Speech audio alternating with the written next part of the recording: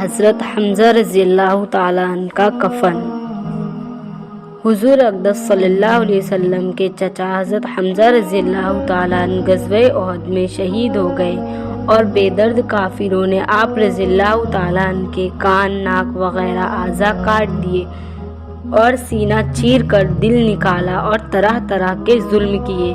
لڑائی کے ختم پر حضور اکرم صلی اللہ علیہ وسلم اور دوسرے صحابہ رضی اللہ تعالیٰ عنہ شہیدوں کی نعشیں تلاش فرما کر ان کی تجہیز و تکفین کا انتظام فرما رہے تھے کہ حضرت حمزہ رضی اللہ تعالیٰ عنہ کو اس حالت میں دیکھا نہایت صدمہ ہوا اور ایک چادر سے ان کو ڈھانک دیا۔ اتنے میں حضرت حمزہ رضی اللہ تعالیٰ عنہ کی حقیقی بہن حضرت صفیہ رضی اللہ تعالیٰ عنہ تشریف لائی کہ میں اپنے بھائی کی حالت کو دیکھوں۔ حضور صلی اللہ علیہ وسلم نے اس خیال سے کہ آخر عورت ہے، ایسے ظلموں کے دیکھنے کا تحمل مشکل ہوگا، ان کے صاحبزادہ حضرت زبیر رضی اللہ تعالیٰ عنہ سے ارشاد فرمایا کہ اپنی والدہ کو دیکھنے سے منع کرو۔ انہوں نے والدہ سے عرض کیا کہ حضور صلی اللہ علیہ وسلم نے دیکھنے کو منع فرما دیا۔ انہوں نے کہا، میں نے یہ سنا کہ میرے بھائی کے ناک، کان وغیرہ کاٹ دیے گئے۔ اللہ کے راستے میں یہ کون سی بڑی بات ہے، ہم اس پر راضی ہیں۔ میں اللہ سے ثواب کی امید رکھتی ہوں اور انشاءاللہ صبر کروں گی۔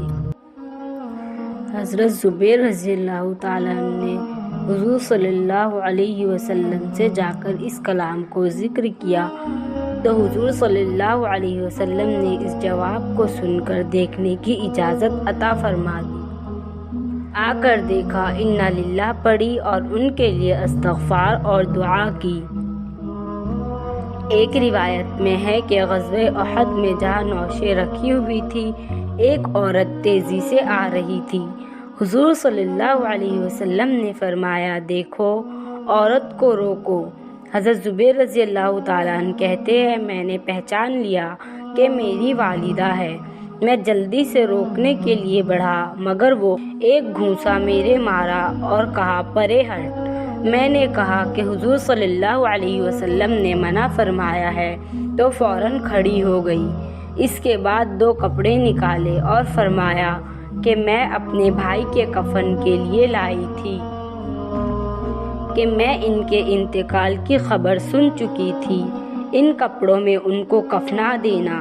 ہم لوگ وہ کپڑے لے کر حضرت حمزہ رضی اللہ تعالیٰ عنہ کو کفنانے لگے کہ برابر میں ایک انصاری شہید پڑے ہوئے تھے جن کا نام حضرت سہیل رضی اللہ تعالیٰ عنہ تھا۔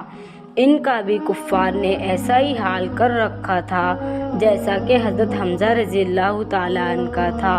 ہمیں اس بات سے شرم آئی کہ حضرت حمزہ رضی اللہ تعالیٰ عنہ کو 2 کپڑوں میں کفنا دیا جائے اور انصاری کے پاس ایک بھی نہ ہو، اس لیے ہم نے دونوں کے لیے ایک کپڑا تجویز کر دیا، مگر ایک کپڑا بڑا تھا اور دوسرا چھوٹا، تو ہم نے قرعہ ڈالا کہ قرعہ میں جو کپڑا جن کے حصے میں آ جائے گا وہ ان کے کفن میں لگایا جائے۔ قرعہ میں بڑا کپڑا حضرت سہیل رضی اللہ تعالیٰ عنہ کے حصے میں آیا اور چھوٹا حضرت حمزہ رضی اللہ تعالیٰ عنہ کے حصے میں آیا، جو ان کے قد سے بھی کم تھا کہ اگر سر کو ڈھانکا جاتا تو پاؤں کھل جاتے اور پاؤں کی طرف کیا جاتا تو سر کھل جاتا۔ حضور اکرم صلی اللہ علیہ وسلم نے ارشاد فرمایا کہ سر کو کپڑے سے ڈھانک دو اور پاؤں پر پتے وغیرہ ڈال دو۔ ابن سعد رضی اللہ تعالیٰ عنہ کی روایت ہے کہ حضرت صفیہ رضی اللہ تعالیٰ عنہ جب 2 کپڑے لے کر حضرت حمزہ رضی اللہ تعالیٰ عنہ کی نوش پر پہنچی تو ان کے قریب ہی ایک انصاری اسی حال میں پڑے ہوئے تھے، تو ایک کپڑے میں دونوں کو کفن دیا گیا۔ حضرت حمزہ رضی اللہ تعالیٰ عنہ کا کپڑا بڑا تھا۔ یہ 2 جہان کے چچا کا کفن ہے، وہ بھی اس طرح کہ ایک عورت اپنے بھائی کے لیے 2 کپڑے دیتی ہے، اس میں یہ گوارا نہیں کہ دوسرا انصاری بے کفن رہے، ایک کپڑا بانٹ دیا جاتا ہے۔ غریب پروری اور مساوات کے دعوے دار اگر اپنے دعووں میں سچے ہیں تو ان پاک ہستیوں کا اتباع کرے جو کہہ کر نہیں بلکہ دکھلا کر گئے۔